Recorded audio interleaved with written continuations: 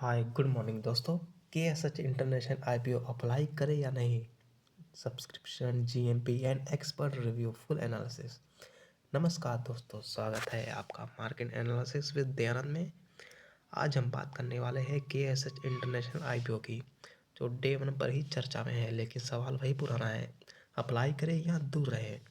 इस वीडियो में आपको मिलेगा clear, honest and practical analysis with high, बिना फालतू ज्ञान के। सबसे पहले बेसिक समझ लेते हैं। ये IPO 16 दिसंबर 2025 से ओपन होकर 18 तारीख को क्लोज हो रहा है और इसका जो प्राइस बैंड है 365 से 384 रुपये के बीच में रहेगा। 710 करोड़ का इशू साइज है और ये NSE एंड BSE दोनों पर अवेलेबल है। इशू में दो हिस्से हैं, एक तो फ्रेश इशू जो कि 420 करोड़ का है, ठीक है। OFS में 290 करोड़, यानी मतलब पैसा कंपनी जो है पैसा उठा रही है और कुछ पुराने इन्वेस्टर एग्जिट भी कर रहे हैं। ये ध्यान देने वाली बात रहेगी दोस्तों।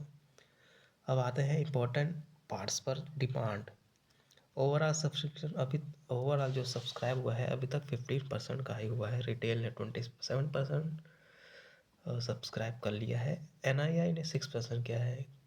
QIB यानी कि क्वालिफाइड इन्वेस्टर बायर अभी तक 0 है, ठीक है।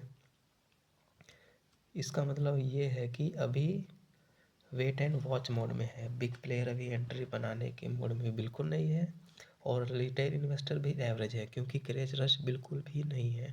GMP की बात करते हैं कि जो शॉर्ट टर्म लिस्टिंग गेन वालों के लिए बहुत इंपॉर्टेंट होता है। मतलब लिस्टिंग के दिन no guarantee POP, listing near IPO price के बीच पॉसिबल है। अगर आप सिर्फ लिस्टिंग गेन के लिए अप्लाई करते हो तो यहाँ एक्साइटमेंट थोड़ी कम है दोस्तों, क्योंकि आप देख सकते हैं अभी बहुत ज़्यादा सब्सक्राइब नहीं हो पाया है। तो अगर हम कंपनी को समझते हैं कि ये सच इंटरनेशनल मैग्नेटिक वाइंडिंग वायर बनाती है, जो कि यूज़ होता है power sector, EV sector, renewable और इंडस्ट्री मोटर में। पॉजिटिव पॉइंट इसका यही है कि ये ग्रोइंग EV सेक्टर है, डेसेंट मार्जिन है, डेप्ट रीपेमेंट प्लान करीब 226 करोड़ का है। डेप्ट कम होगा यानी कि प्रॉफिटेबिलिटी इंप्रूव होगी। वैल्यूएशन एंड एक्सपर्ट रिव्यू के बारे में हम अब यही बताएंगे कि इसकी अपर प्राइस बैंड 384 रुपीज़ है, PE 28 से 38 है एंड EBITDA 28x का है, जो कि बहुत ही बढ़िया कंपनी है। एंड ये 1979 में फाउंड हुई थी, जो कि काफ़ी पुराने प्लेयर्स हैं।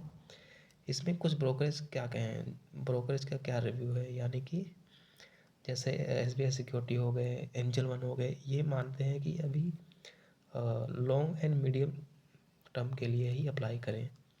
इसका हम अगर वर्डिक्ट बताएं, यानी कि हमें अप्लाई करना है कि नहीं करना है, सिंपल भाषा में साफ साफ आंसर।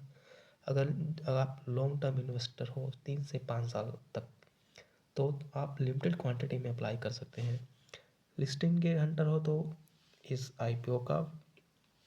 IPO से आप दूर ही रहें। इसके लिए आप बेटर IPO का वेट कर सकते हैं। अगर आप रिस्क ले सकते हैं तो लिस्टिंग के बाद ही एंट्री बनाएं। अगर एंट्री बेटर मिल रही है तो घुस जाए और मार्केट में पैसा आप छाप सकते हैं, ठीक है दोस्तों। एंड दोस्तों, IPO में पैसा कमाना लक से नहीं लॉजिक से होता है। वीडियो पसंद आई तो लाइक, शेयर एंड सब्सक्राइब करें। Thank you.